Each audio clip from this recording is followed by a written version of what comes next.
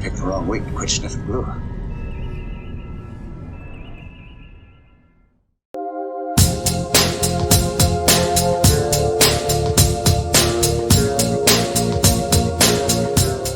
Morning everybody, it's Monday. Welcome back. It's New Model Day, and the first offering for the week is from our old friend Jeffrey Fink. Now a lot of people are saying, Lou, you use Jeffrey an awful lot for your models. Every week it's something Jeffrey this, Jeffrey that. What do you have him tied up in the basement or something? And I gotta tell you, I take great offense to that. That's wrong on so many levels, but the two glaring errors in that is I don't have a basement, I have a crawl space. And secondly, he's not tied up. That would be inhumane. He has a invisible fence more situation, and I'll have you know that I just, over the last week, I have lengthened his perimeter, so he's free to run and play with the other kids. No, I am very happy to work with stuff that Jeff comes up with.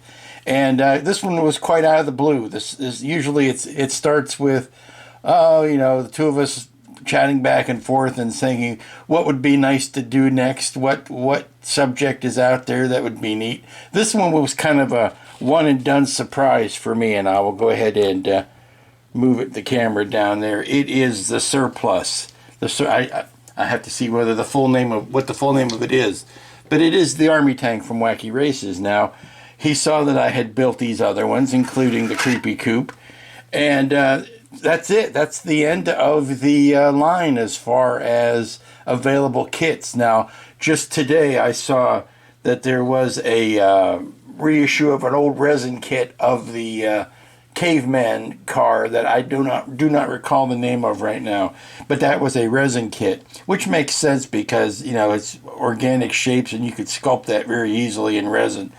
And make a mold of that. But he kind of went off on his own, took his own initiative, and the only thing I consulted with was maybe on the size of it. The first one he did was a little small, and so I just took those files and reprinted them at about 120%. And now it has no decals, obviously, but it also has no figures because there are limits to even Jeff Fink's grand skills, and sculpting the figures is not something that's easily done.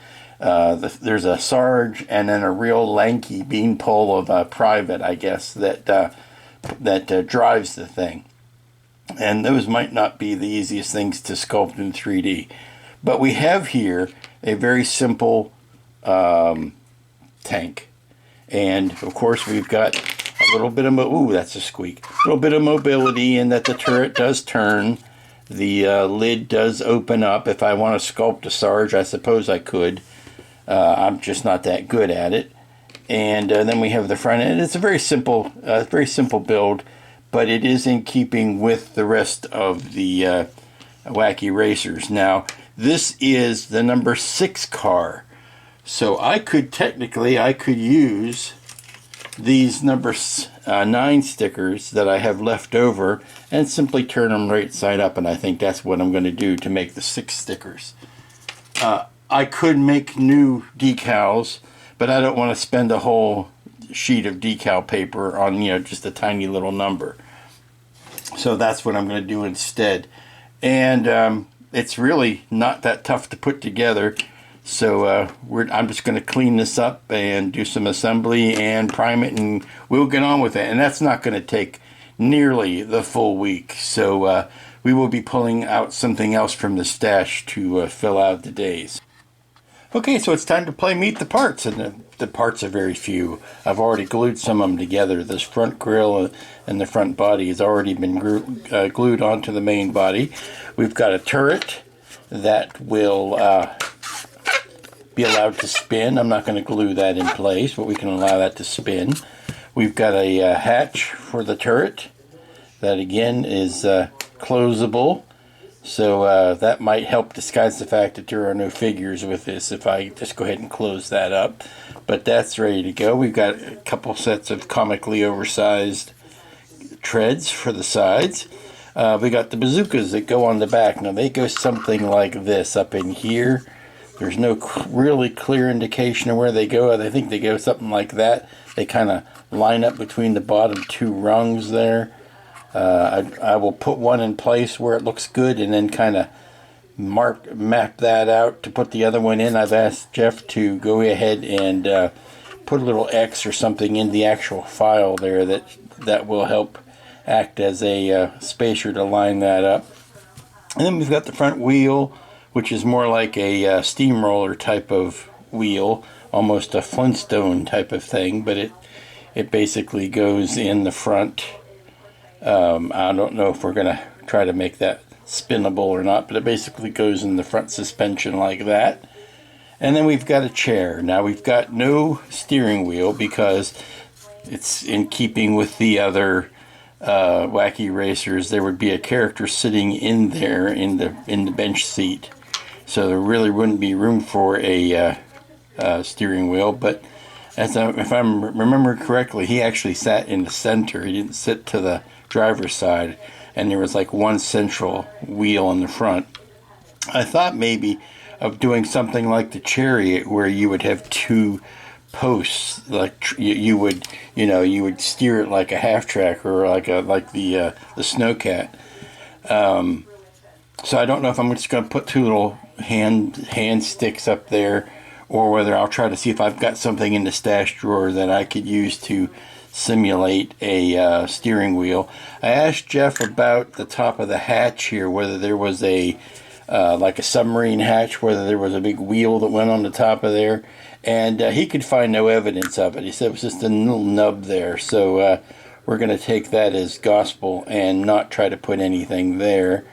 And so really, I think what we need to do now is get some gray paint out, rather than trying to hit this with a big rattle can of primer. I think I'm just going to take the airbrush and just some medium gray Tamiya and spray in the spots.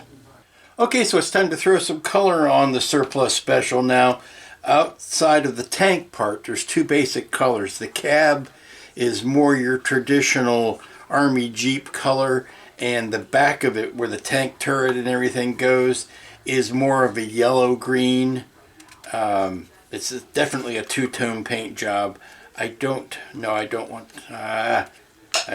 to keep those too close together. I can always sand this out to make that easier to turn. I do not plan on gluing these together, but I do want to go ahead and paint this front cap first, and I'm going to paint that and this undercarriage. That'll all get that nice darker green, and then we can start moving into some of these other parts. Alright, I've got the base colors as minimal as they are laid down. I've got this is not the gunmetal, this is the metallic gray on the treads with a little bit of black mixed in, and I'll do probably a silver highlight over top of that. I've got the OD green, that's NATO green, which is what the color of the cab and the suspension is. I've got the seats and the front wheel with a hull red undercoat. I'm going to do a light dusting of red over top of that, because they're not bright red, but they're kind of a deeper red. So that's ready to go. I've got the two colors on the cab there. That is the dark yellow and the NATO green. Yes, I did smear I didn't mask that off. It's easier to mask this side than it is this side, so I went ahead and sprayed that. I can run some masking tape around that, respray the green, and then we'll be good. Oh, that reminds me, the front grille. The front grille needs to be, and that's I think that's the dark yellow again, so I might need to put some more of that in the brush. It's not the headlights, it's just the front grille. So let me pull up the reference and then get that sprayed. Oh kids, it's Tuesday, and if we're not careful, we might just finish this model today. Now, the only thing I've done so far this morning is to go outside and sneak out very quickly and run back in, because it's cold out there, and I put a semi-gloss or satin coat on everything on the Surplus Special here. And really, outside of a little bit more construction, I think we're ready to button it up and call it done. Now there's no figures for this, and that's probably why it's going to go a lot quicker.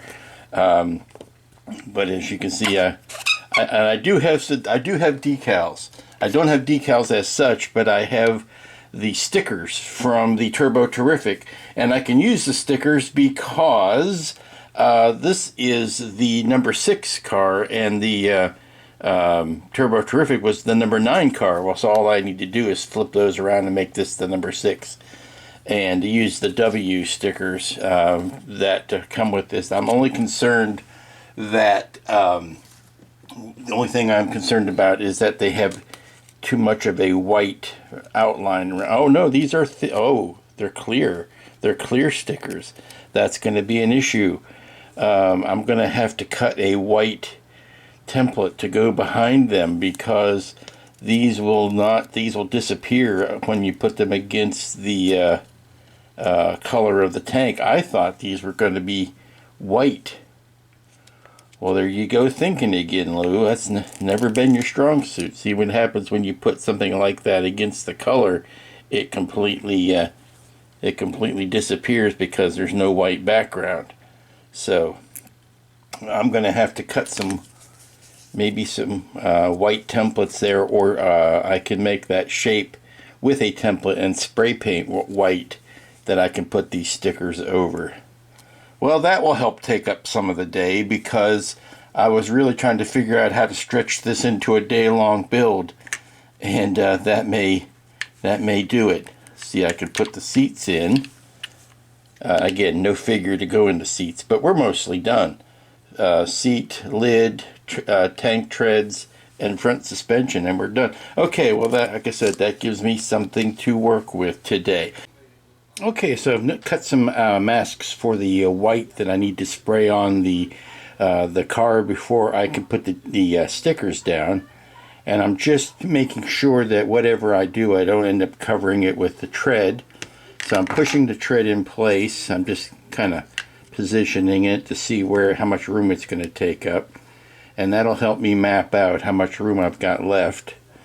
The W goes up here on the turret, so that's not an issue, but the 6 goes here. Now, the reason there's an up indicator on this, you see it's got a point, is because the decal, or the sticker itself, is not a perfect circle. So I scanned it and traced the outline of that shape, and I'm just going to put it right about there.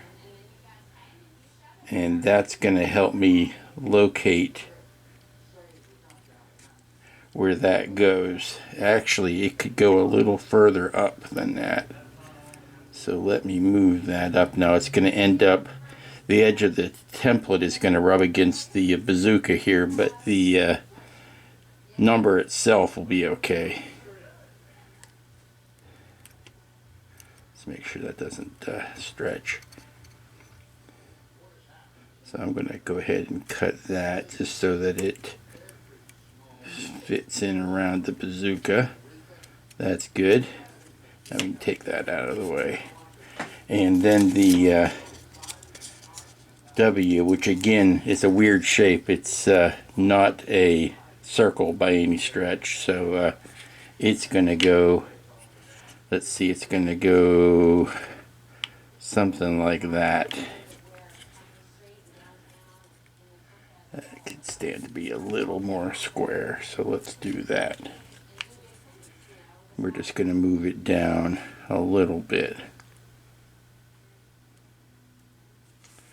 The markings on this are not quite as exacting as you would think. As long as you're in the general area, you're okay. So that's going to go something like that. It's a compound curve, so I need to make sure that the shape is marked out all over the place. So do I like that? No, one more shot at it here. Make sure that that is pointing straight up. Yeah, okay, I like that. Okay, so we're going to put the ones on the other side, tape off around the out, and then spray the white. Okay, now I've got a couple of errands to run today, so before I go, I figured I would go ahead and I would get the white underpainting done for these stickers.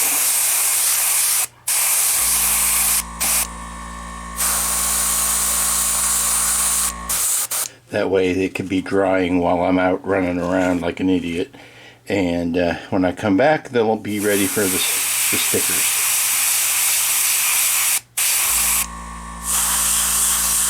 I think one coat's going to do it, because really all it needs to do is provide a backing for the sticker. It doesn't have to shine in its own right.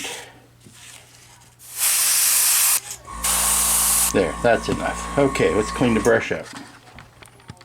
Alright, so we're ready to put the wheels on, for lack of a better term. The treads on the back and the suspension up front. I've pulled the masks off so you can see the white spots left where the decals are going to, or the stickers, keep saying decals, where the stickers are going to go.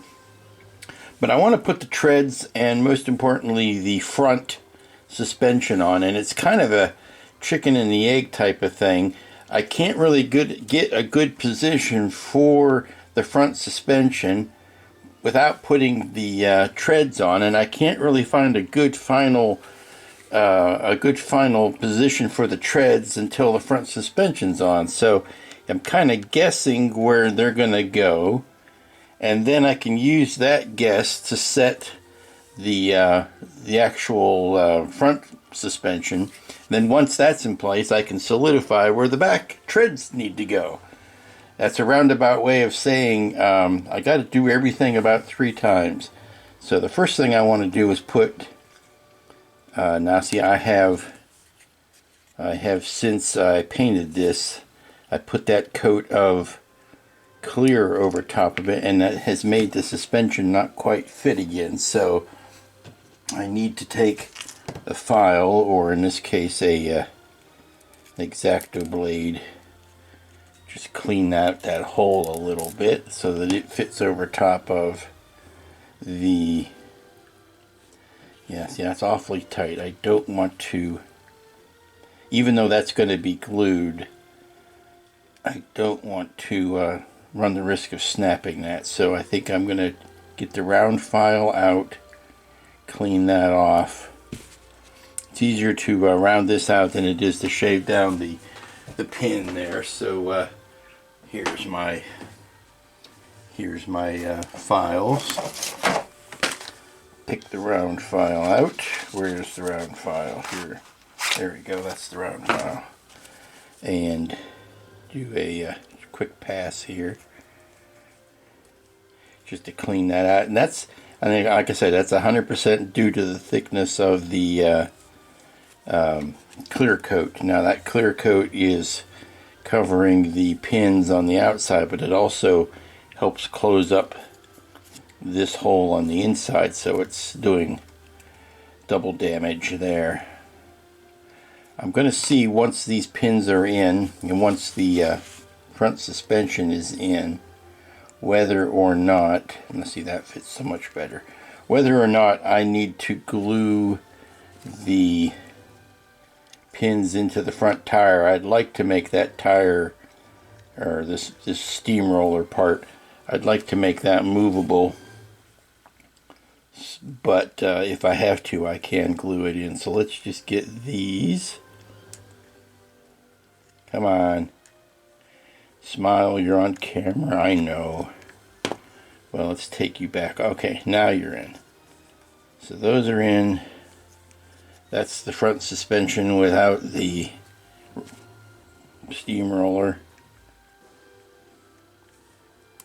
Okay, now if I glue all of that in, see that this is where the wheel still turns, but that gets me the final location of the steamroller, which tells me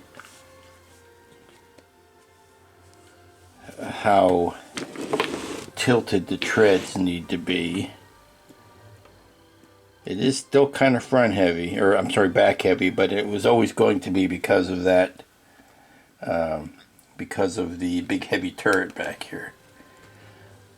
Okay, those all seem to be good. So let's go ahead and get a little bit of glue out. Okay, so I'm almost done with the surplus special here, and I'm coming up on a decision. I need to know whether I should glue the hatch in a posed place. You can close the hatch, you can have it all the way open, but the way it's designed here is it's kind of an open hinge. It doesn't really want to stay. I mean, if that were closed over, we could just leave it. But I have a feeling that it needs to be fixed in a position. Now the turret will still spin. It'll make a noise, but I can still turn the turret. So we do have some mobility here. It's just a question of whether or not that hatch. Now we don't have a figure. If we had a figure, I probably would glue it something like, well, see, the more you play with it, the worse it gets. And I've got some schmutz on it here from when I put a clear coat on it. If I had a figure sitting in here, then I would probably want to put the hatch in such a way that it's resting on the figure, something like that. But we don't. And like I said, if these loops were closed, we could leave it. We could just leave it unglued. But I think I want to find a happy spot, something like that maybe, and glue it in place. And then all it's left to do is put the stickers down. Now, I want to make sure before I do that I've given this all the clear coats it's going to get, because I'm not sure how the stickers would react to the clear coat. So the other option would be to have this all the way open and hanging down like that. I don't know if that's anything that I'm happy with. All of the art shows it up like this, but it also has a character in there to kind of visually balance it. So maybe something like that. Alrighty, I've got the stickers down over top of the white shapes, and good news, they all seem to have gone down pretty well. They're glossy, but I don't know, you can't do anything about that. I don't know anything about spraying clear over these stickers, so we're just going to leave them. I want to go ahead and resotz this. I had to sand up a booger where I had a run of the clear coat. It ran down here. I had put it on way too thick, so I can either close it up like this. I still don't like that idea. It just gives it more life to have it open, so I'm going to zotz this with paint one last time, wait for it to dry, and then very lightly coat it with a clear coat. And here are the two racers. Now, outside of there being no drivers, I think that this fits exactly in with the spirit and theme of the other kits, and I have to commend Jeffrey once again for his design skills. So that gives him more, another 2 hours in the yard he gets for that. He gets to see the sunlight, or a little bit longer for that. So good on you, Jeff. You keep this up and you'll be out on probation before you know it. Alright, so welcome back. It's Thursday. It's the gateway to the weekend, and I'm stuck in a quandary. I have a quandary because for the first time in a long time I know what I'm doing next week, but that kit has not arrived yet, so I can't start on it. And I'm doing a little bit of research in the background. But so this week I've finished the surplus special on Tuesday. Yesterday, which is normally a really productive day, was not, because I had to take care of a bunch of little stuff. And that leaves today. So today I've got today and tomorrow to kind of to devote to a project. And what I've decided to do is take this thing that's been languishing on my tabletop, which is the Atomic Gift Shop Tiny Saucer. I've been wanting to get to this, but I haven't had time to squeeze it into my schedule. Well, I'm squeezing it today. So I'm going to be putting this... Oh, I also wanted to recommend this because I got this stand for it the other day, which is a wonderful little piece of design here. Very nicely printed. Well, here we go. I am working on this little saucer some more, and I think I may have screwed the pooch. I instinctively wanted to prime the parts, because the semi-translucent resin that it was printed in, it's kind of tough to see the detail in, and you can't really see what you need to sand and what you might need to touch up until you put a primer on it. But I'm afraid in doing that, I have negated much of the reason why it is printed the way it is, because basically everything that you would have wanted to see on the inside, all of this wonderful detail, is going to be missing now. Unless I find a way to make the top removable like this, you're just never going to see that once the top is put on. And I'm wondering if I haven't done something horribly wrong by painting this. I hope not. I think we can still get a fun result out of, the little wee guy in the inside here, and of course this bubble has to come off, but he sits in like that, and we can have some fun painting him up, and that sits on top of there, and there's a little rocket comes out the back. I love the design of this, but by doing that, I am robbing any chance of seeing anything on the inside, and about half of the parts are no longer necessary. So we'll put those to the side. I don't even know if I needed this part in, to tell you the truth. I could have probably foregone that one as well. But we're going to have a little wee guy and a bubble and a base to suspend them from. Well, in for a penny, in for a pound, I guess. So the last thing to do today, even though I've covered up all this nice stuff, is I'm going to glue these two halves together, and then we can make with the paint tomorrow. It shouldn't take all that much time, and we'll probably still finish it for this week's build. I'm trying to get everything to fit flush, but as is likely to happen with printed parts, sometimes they cure at different rates and the fit isn't quite what it's supposed to be. I've got it fitting from here to here, but not around the very back, so we're going to have to glue the front and then squeeze it into shape. Morning everybody, how you doing? It's Friday, it's the last work day of the week, and hopefully we'll be finishing up this wee tiny atomic gift shop spaceship today.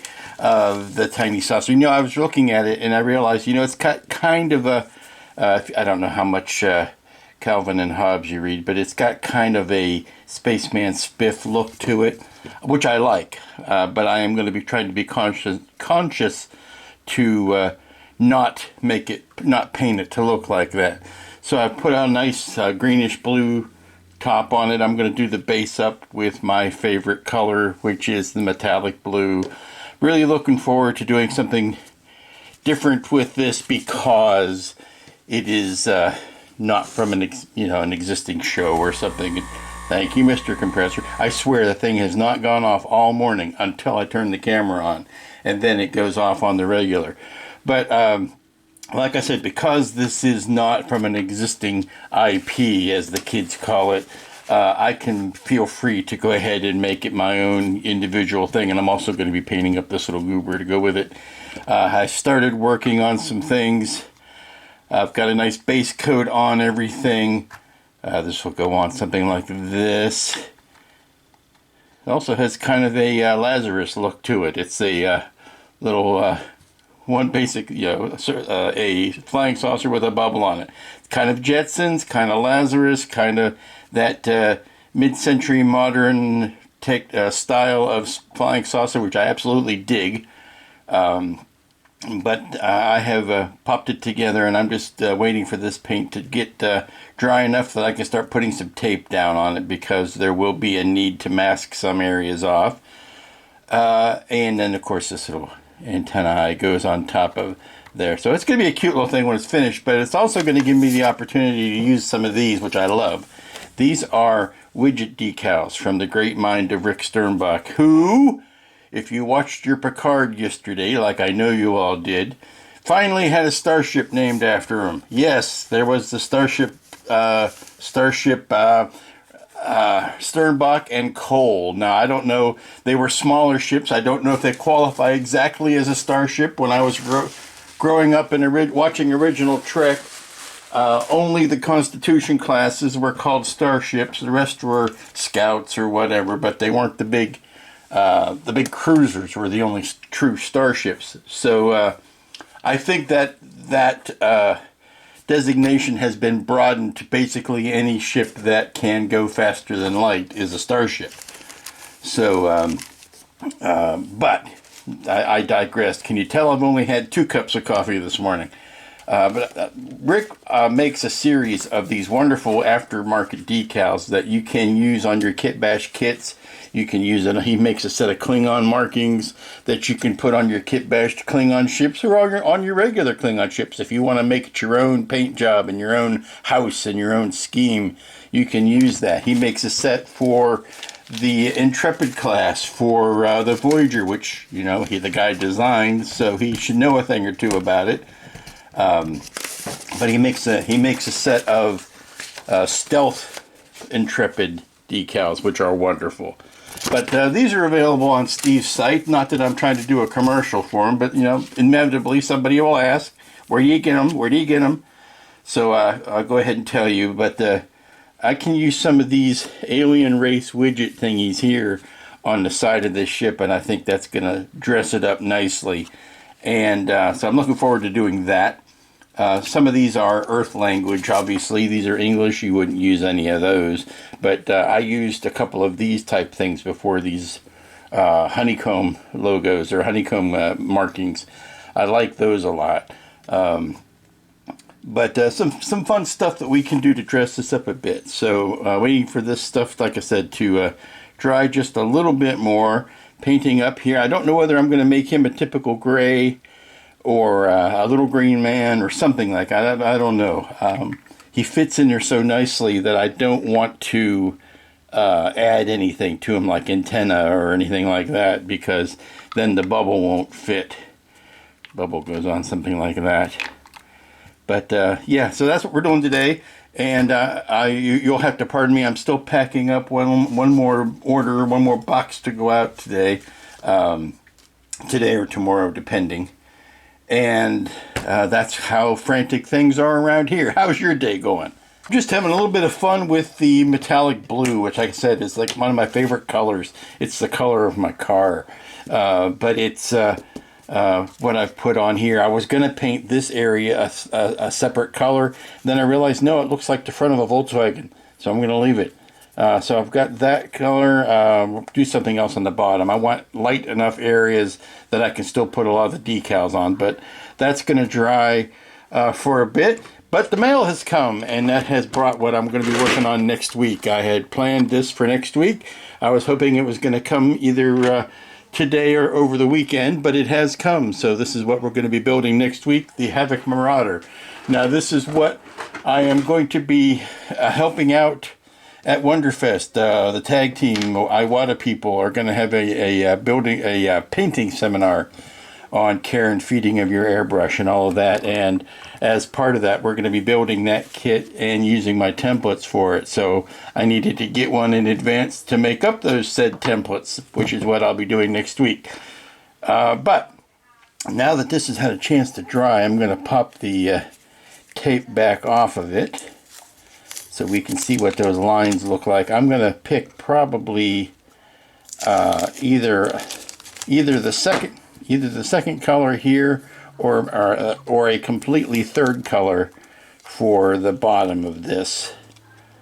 Like I said, I'm using this as I won't use the word excuse, but it's an excuse to do a kit with a little bit of odd coloring in it, since it's not from a movie or anything like that. But here we go. We've got our little speedster in here, and we've got the base. And I think I want to throw some warmer colors in, either a tan or a just something to make him pop away from the color of the hull there. So maybe a sand color or something like that. I'll have to think about that while I'm eating my lunch. Alrighty, we're coming up on late afternoon on Friday. It's about time I normally start packing it in, but I have got one last task to do, and that is to put some decals on this wee ship. I've been painting up the little slug here, who I have nicknamed Mick, after painting those lips and that tongue for about 3-4 times. He just looked like a Mick to me. So he's done and ready to go. I've got the delicate little cap on, ready to go on top of the ship. Rather ingenious of them to use the bubblegum capsule as the lid for the ship. However, it does leave you with some rather earthly writing on the inside of it that can't be avoided. And I've got the gray in the tub. He's all painted up and he's ready to go in there. And then it finishes off something like that, and that's where we'll end it. Now, I've also got to do a little bit of touch up on the bottom here, just some hand painting on the details between the different colors where it might have gotten a little bit sloppy. And I think I'd like to do one last pass. I love this boomerang base, I really do. But the metal strips that go out here to hold up the base, I think I want to put maybe a coat of white on those. I don't think, if I did silver, it would look just like these chrome bits here. So I'm trying to think of some nice color that I could put on that would be fancy. So we'll have to see what we can do there. But touching up the bottom and popping him inside, and we'll be ready to call it finished. Okay, in Rick's Klingon set of markings, I found the perfect thing for the top of the dome. And I had to cut a hole out because it was a solid decal, but I just trimmed out a big gap in the center. But it's going to cover up those letters that are on the dome nicely, which was what the intent was. So you don't see the English lettering on the inside or on the back. So pop that in, get a little bit of canopy glue, add a little bit of the microcrystal clear, glue it down, and this kit will be done. Okay, here's a little bit of serendipity for you. I was touching up the base, and I noticed that, or it occurred to me that these pieces going up here that I've painted yellow, those are metal. Those are very thin metal, very nice. Using them to hold that up is an excellent idea. But as a result, top there, you get a little bit of metal. Well, you're supposed to interlock this with the bottom of this. I just decided to put a little magnet on there. A magnet holds it just fine. So I think that was a bit of serendipity. See, it holds the base, it holds it just fine. And now you can see, now I've got some canopy glue holding the canopy down, obviously enough. And so you're going to see a little bit of white there. That's going to dry clear, so I'm not concerned about that. And you can see, if you look profile, you can see our pilot in there resting his dome against the back of the dome. That's just how she fits. But there you go. And this will be the sum total of my productivity for the week. Doesn't look like a lot when you lay it out like that, but it has been one of those weeks, and like I said, I was looking for something just to fill a few days while I was waiting for the Marauder to show up. So I think this is the best use of it I could take. Thanks again for the one and only Jeffrey Fink for these for those parts, those files. And again, this is from Atomic Gift Shop. This is atomicgiftshop.com. Give them all their plugs, includes Alien. This is The Little Saucer by Dana Berman. So get yourself one if you're looking for it, atomicgiftshop.com. And I think it's a nice little kit personally, because again, you're not weighed down by any sort of Canon or whatever. You can make it basically whatever you want to make it. And I chose to make it my nice little two-tone with the Rick Sternbach decals on it. And you saw the ones I put on the back there, and the ones I put on the underside. And if I wanted to, I bet you I could spin that on there. No, I'm not going to do that. That would be too much. But and this guy, yes, I made him the green slime because I have that green slime paint, and he's probably a little bit Maybe he's a close relative of Slimer. I don't know. I'll call him, like I said, I call him Mick. You could also call him Sluggo. And that's it. That's it for this week. Weird week. I say that a lot, but this one was a weird week because I had some things I needed to get taken care of. You know, I can only juggle so many things at a time. I had some favors for some folks that I needed to take care of and get those out the door. Jeff wanted me to try out these files for the surplus special, and that was a fun little build. If I only knew somebody who could carve those characters, that would be fun.